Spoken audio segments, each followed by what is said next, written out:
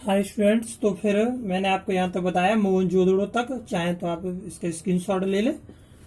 आगे बात करते हैं। मोहनजोदड़ो के बाद जो अगला था सिंधु सभ्यता, सिंधु घाटी सभ्यता का अगला जो प्रमुख स्थल था वह था स्टूडेंट्स, थर्ड नंबर बात करेंगे चनहू दड़ो।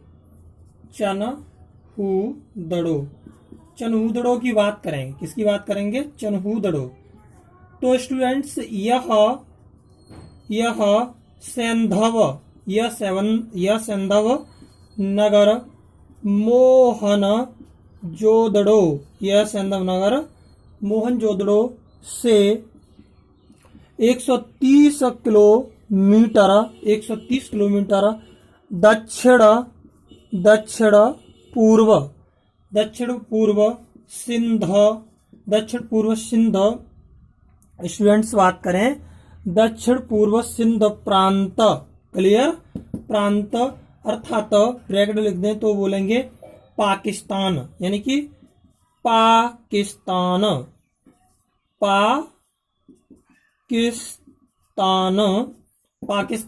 में स्थित है। बात इसकी करें स्टूडेंट्स चनहू दड़ो की, तो इसकी खोज सर्वप्रथम 1934 में इसकी खोज 1934 में एन गोपाल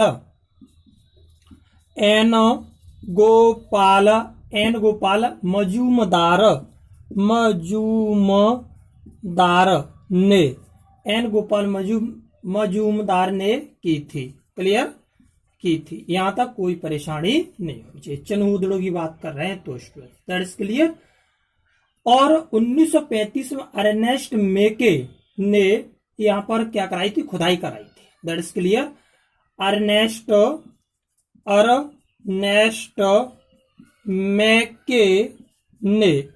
मेके ने क्या कराया था स्टूडेंट्स? 1935 में यहां खुदाई कराई थी। That is clear. कराई थी। यहां तक कोई परेशानी नहीं होनी चाहिए। That is clear. बात करें स्टूडेंट्स तो यहां से क्या क्या मिला है, अगला पॉइंट लिखेंगे। अगला पॉइंट है यहां। क्लियर? यहां से स्टूडेंट्स यहां से क्या मिला है? यहां से जो बक्राकार ईंटें मिली हैं, बक्राकार ईंटें प्राप्त हुई हैं, ईंटें मिली हैं। That is clear. यहां से बक्राकार ईंटें मिली हैं। यहां तक आपको कोई परेशानी नहीं होनी चाहिए। स्टूडेंट्स यहां से ऐसा प्रतीत होता है कि यहाँ एक झाकर संस्कृति के अवशेष पाए गए। इससे यह पता चलता है कि जो है यह एक औद्योगिक केंद्र था, जहां पर स्टूडेंट्स बात करें तो मणिकारी मोहर बनाने, यानी कि भार माप के बटखरे बनाने आदि का काम होता था। तो स्टूडेंट्स यहां बात करें तो यहां पर मणिकारी स्टूडेंट्स यहां पर क्या होता था? मणिकारी मोहर बनाने कोमा भार माप क्लियर, भार माप के बटखरे बनाने का काम होता था। यहां तो कोई परेशानी नहीं होनी चाहिए। That is clear. यहां से मनका बनाने का कारखाना तथा भट्टी की खोज हुई, यानी अर्नेस्ट मैके ने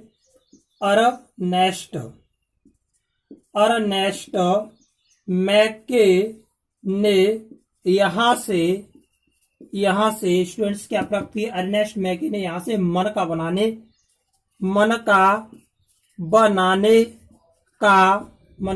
का कारखाना एवं स्टूडेंट्स मनका बनाने का कारखाना था भट्टी की खोज की, एवं भट्टी की खोज की। क्लियर? यहां तक कोई परेशानी नहीं होनी चाहिए। That is clear. अगली बात करें स्टूडेंट्स तो देखेंगे, मैं इसको साफ कर रहा हूं। आगे अगली बात करते स्टूडेंट्स, तो पूछा जाए कि चनुउदड़ों से क्या अवशिष्ट प्राप्त हुए, तो चनुउदड़ों से स्टूडेंट्स हमें क्या प्राप्त हुआ, एक तो वक्राकार ईंटें प्राप्त हुआ और यहाँ से मोहर बनाने का सामान, भार माप के बटखरे प्राप्त हुआ, और यहीं से अर्नेस्ट मेके ने स्टूडेंट्स क्या किया था, मन का बनाने का कारखाना तबट्टी की खोज की थी। That's clear. अगला जो केंद्र था स्टूडेंट्स वो है लोथल। क्या है? लोथल। लोथल की बात करें स्टूडेंट्स तो वह गुजरात, यह गुजरात, क्लियर, यह गुजरात के अहमदाबाद, यह गुजरात के अहमदाबाद जिले ठीक है के सरगवाला की बात कर, सरगवाला ग्राम के समीप, क्लियर, समीप, सरगवाला गांव के समीप दक्षिण में भोगवा नदी, क्लियर, दक्षिण में भोगवा नदी के तट पर स्थित है, के तट पर स्थित है, क्लियर। इसकी खोज किसकी? लोथल की। इसकी खोज स्टूडेंट बात करें लोथल की खोज, दैट इज क्लियर। लोथल की खोज सर्वप्रथम लोथल की खोज सर्वप्रथम एस आर राव ने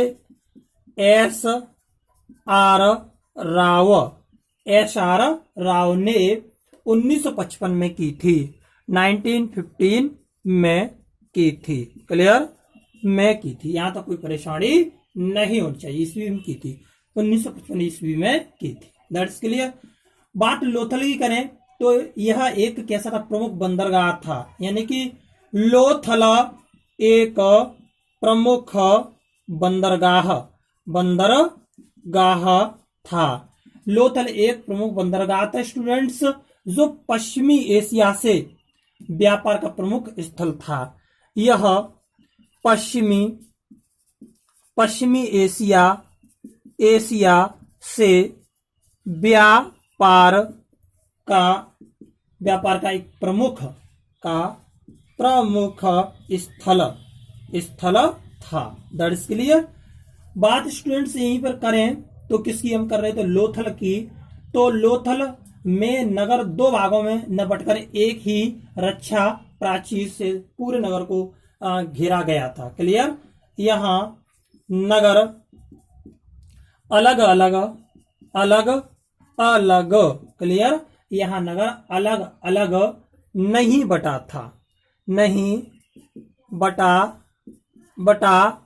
था और एक ही दुर्ग से घेरा गया था, क्लियर। यहाँ कोई आपको परेशानी नहीं होनी चाहिए, दैट इज क्लियर। आगे स्टूडेंट्स बात करें तो अगला जो केंद्र है, चाहे तो उसका स्क्रीनशॉट ले लें। अगले केंद्र की स्टूडेंट्स बात करें तो देखेंगे अपना जो अगला केंद्र है नंबर 5, इसकी बात करते हैं। यह राखी गढ़ी की अगर स्टूडेंट्स हम बात करें तो अभी ये कहाँ है? बात करें तो हरियाणा के हिसार जिले, क्लियर, में स्थित प्रमुख, क्लियर, और पुरातत्विक हरियाणा के किले में स्थित प्रमुख पुरातत्विक स्थल है। यहां तो आपको कोई परेशानी नहीं। राखी गढ़ी की बात, दैट्स क्लियर। यहां से स्टूडेंट्स, यहां से अन्नागार, यहां से स्टूडेंट्स बात करें तो अन्नागार एवं रक्षा, क्लियर, रक्षा प्राचीर, क्लियर, के साक्ष्य प्राप्त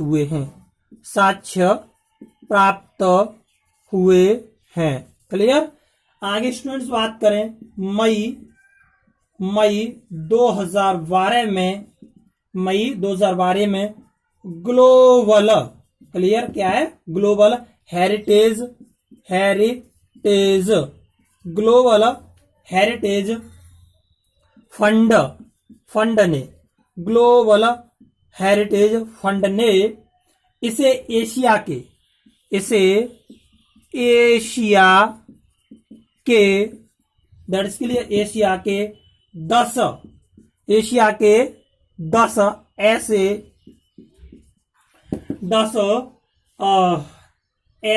विरासत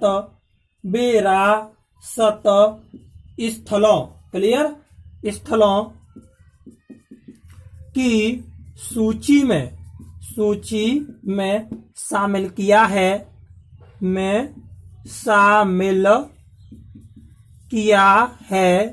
क्लियर। 10 ऐसे विरासत स्थलों की सूची में शामिल किया है जिनके नष्ट हो जाने का खतरा है, जिनके नष्ट हो जाने का खतरा है, क्लियर। क्या है? खतरा है। यहां तक आपको कोई परेशानी नहीं होनी चाहिए, दैट्स क्लियर। अगले पॉइंट की बात करें स्टूडेंट्स, तो आप इसको जो है मैं साफ कर रहा हूं, चाहे इसकी शॉर्ट ले लें। अगला जो हमारा केंद्र है तो उसकी बात करें स्टूडेंट्स, वो है कालीबंगा। क्या है? कालीबंगा। बात स्टूडेंट्स कालीबंगा की करें तो कालीबंगा क्या है? यह राजस्थान के गंगानगर जिले में घाघरा या घग्गर नदी के बाएं तट पर है। यह राजस्थान, क्लियर, यह राजस्थान के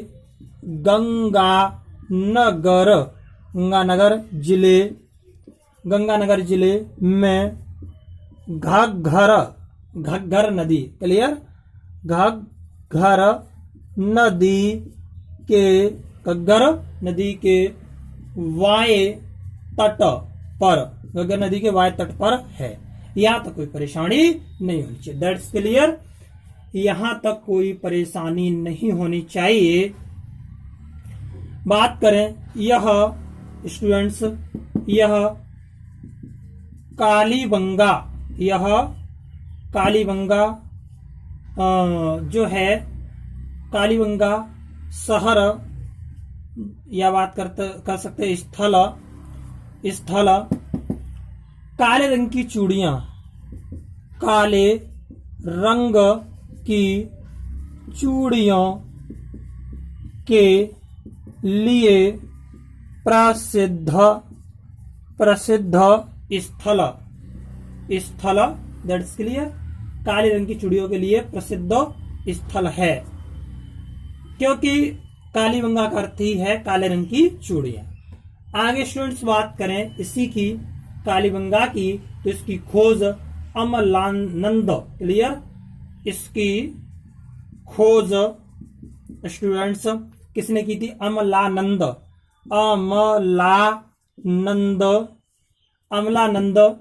घोष ने 1951 में की थी, दैट्स क्लियर। किसमें की थी? 1951 में की थी। तथा बात करें स्टूडेंट्स 1961 ईस्वी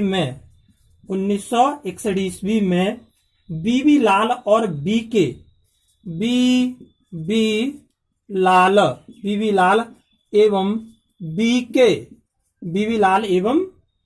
वीके थापर के निर्देशन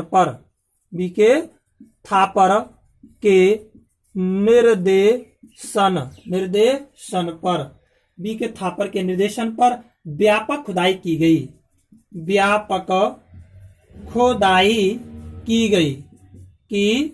क्लियर। क्या की गई थी? व्यापक खुदाई की गई, दैट्स क्लियर। कालीबंगा की बात कर रहे हैं स्टूडेंट्स, व्यापक खुदाई की गई थी। और कब की गई थी? और इसकी खोज अमलानंद घोष ने 1951 में की थी। आपको यहां तक कोई भी परेशानी नहीं होनी चाहिए, दैट्स क्लियर स्टूडेंट्स। बात करें यहां से जुते हुए खेत का साक्ष्य मिला है। यहां से जुते हुए खेत का साक्ष्य मिला है, क्लियर। यहां से हमें जुते हुए खेत का साक्ष्य मिला। यहाँ भवनों का निर्माण कच्ची ईंटों द्वारा हुआ था। यहाँ से अलंकृत ईंटों के साक्ष्य भी मिले हैं। तो बात करें यहाँ कच्ची ईंटों के साक्ष्य प्राप्त हुए हैं। क्लियर? यहां से क्या हुआ है, कच्ची ईंटों के साक्ष्य प्राप्त हुए हैं। कोई परेशानी नहीं होनी चाहिए किसी भी स्टूडेंट। That's clear. बात करें कालीबंगा में शवों के अंत्येष्टि संस्कार 3 विधियां थी। यहाँ पर शवों को 3 विधियों द्वारा, यहाँ पर स्टूडेंट्स शवों को 3 विधियों द्वारा बात करेंगे। यहाँ पर शवों को 3 विधियों द्वारा क्या किया जाता था स्टूडेंट्स? 3 विधियों द्वारा जो है 3 विधियों द्वारा संस्कार किया जाता था। संस्कार, क्लियर? संस्कार किया जाता था। संस्कार किया जाता था। अब कौन सी थी 3 विधियां? बात करें तो पहली जो स्टूडेंट थी वो थी कालीबंगा में जो है पूर्ण समाधिकरण,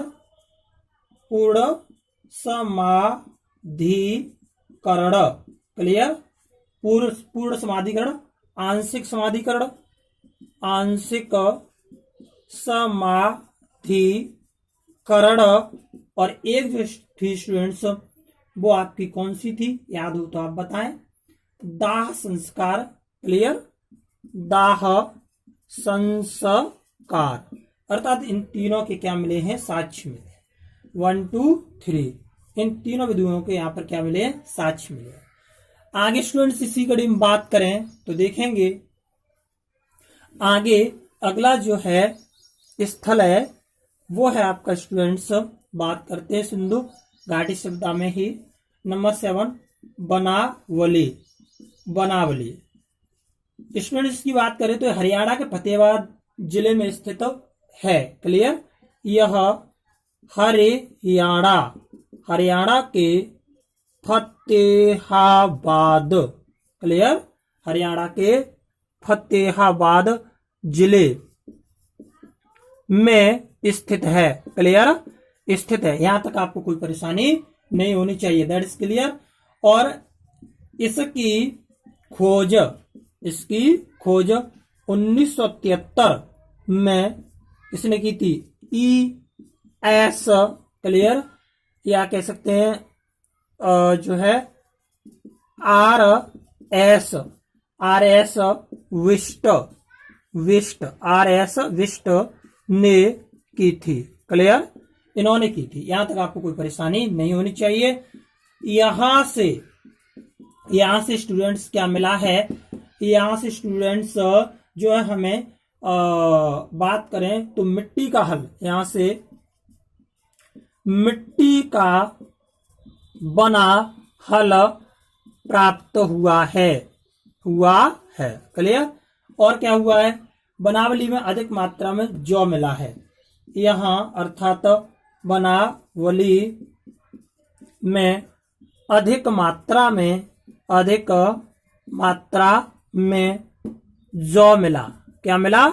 जौ मिला है। यहां तक कोई परेशानी नहीं होनी चाहिए। ठीक है? यहाँ जल निकास प्रणाली का अभाव था। यहाँ जल निकास प्रणाली का क्या था? अभाव था। क्लियर? यहाँ जल निकास प्रणाली का स्टूडेंट्स क्या था? अभाव था। आगे बात करें स्टूडेंट्स अगले पॉइंट की, तो अगला पॉइंट है हमारा धौलवीरा की बात करें स्टूडेंट्स, यह गुजरात के कच्छ जिले के भचाऊ तालुका में स्थित है। That's clear? यह कहाँ है? यह गुजरात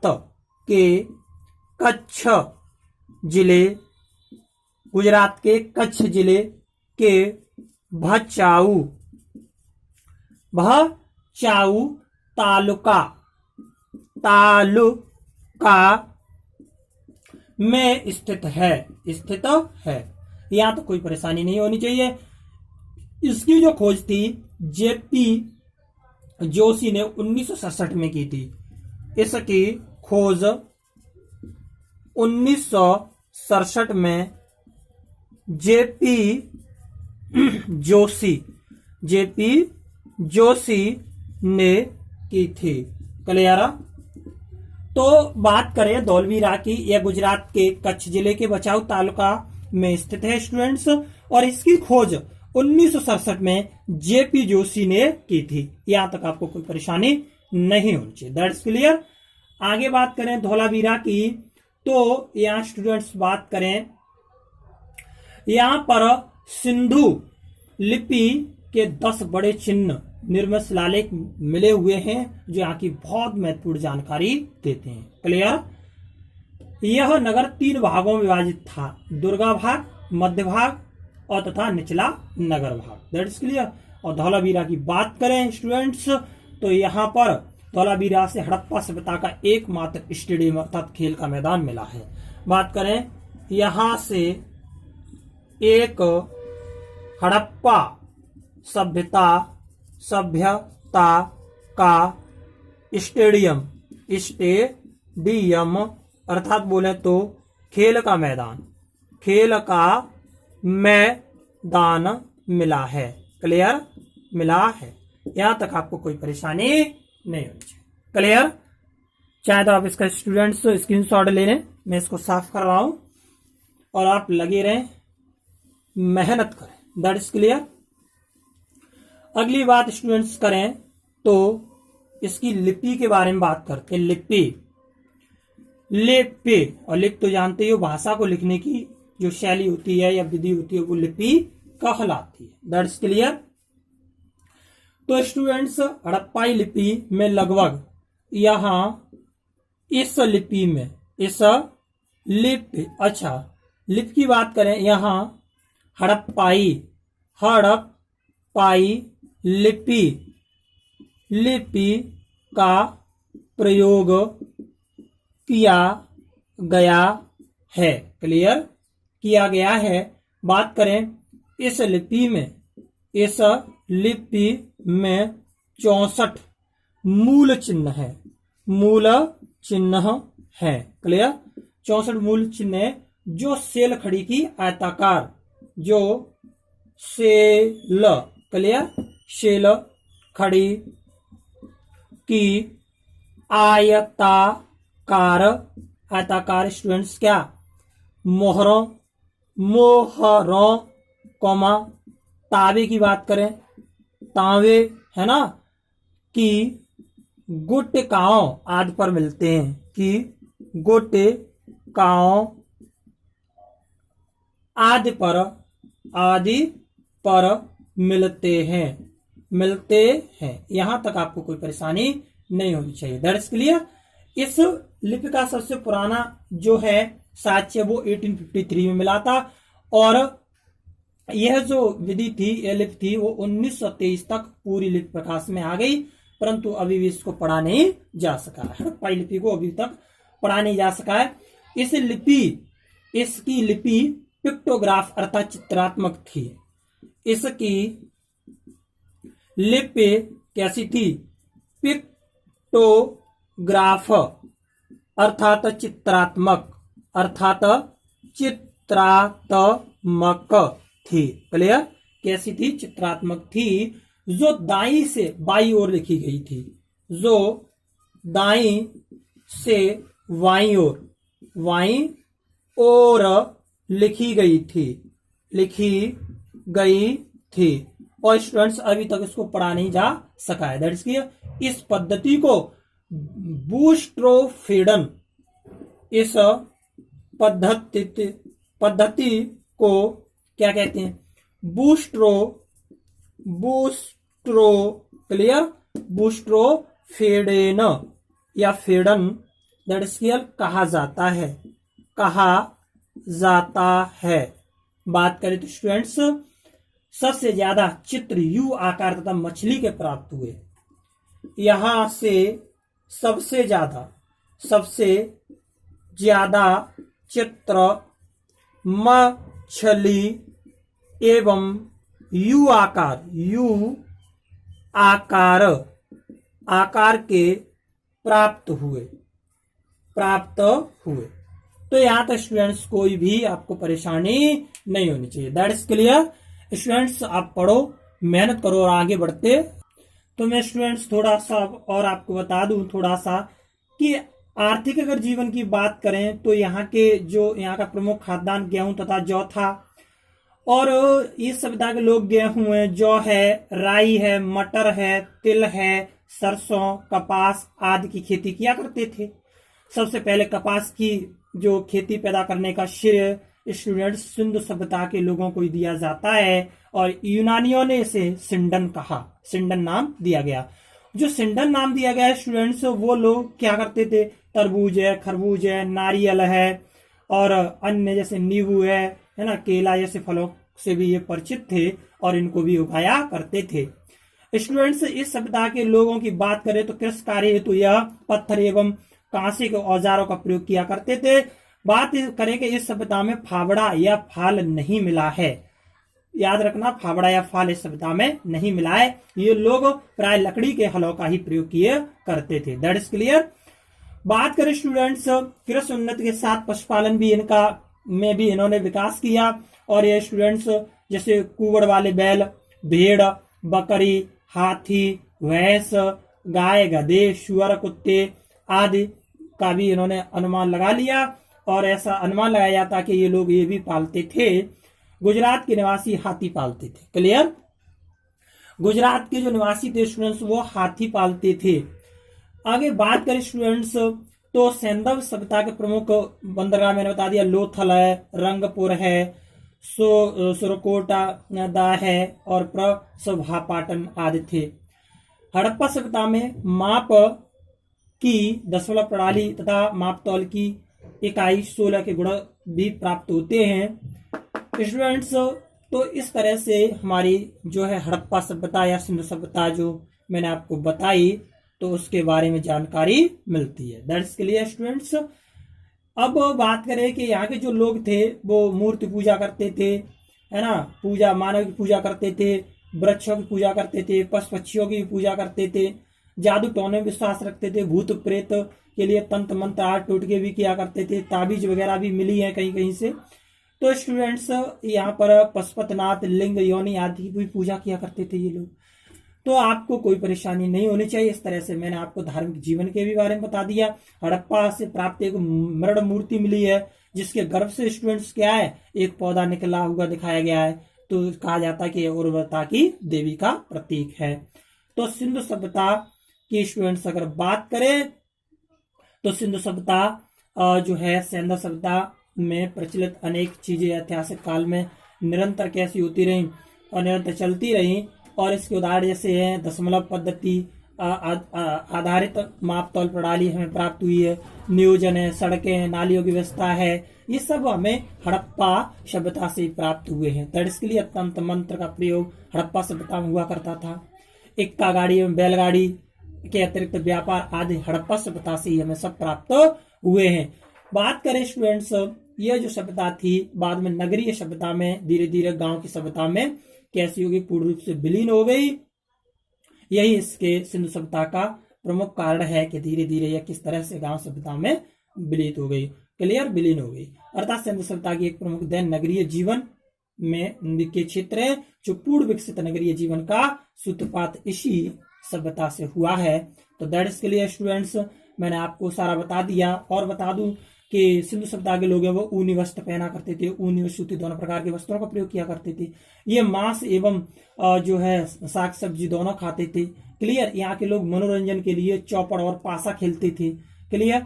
तो इस तरह से स्टूडेंट्स मैंने आपको बता दिया सिंधु सभ्यता के बारे में कि सिंधु सभ्यता की किस तरह से वो हुई और कौन कौन से उत्पत्ति हुई, किस तरह से यहाँ के लोग किस तरह का जीवन व्यतीत करते थे और किन किन पशुओं को पालते थे। सारी चीज मैंने आपको बता दी। इसके साक्ष्य कहाँ से मिलते हैं। तो student best of luck, thank you. Please like share and क्या करें सब्सक्राइब जरूर करें मेरी वीडियो को, जिससे मैं आपके सामने रूबरू हो सकूं। स्टूडेंट, बहुत तेज गर्मी है और इस कड़ी गर्मी में मैं आपके लिए बहुत मेहनत कर रहा हूं, तो प्लीज स्टूडेंट्स लाइक शेयर और कमेंट तो जरूर बनता है। ज्यादा सब्सक्राइब कर पाए। Thank class, best of luck.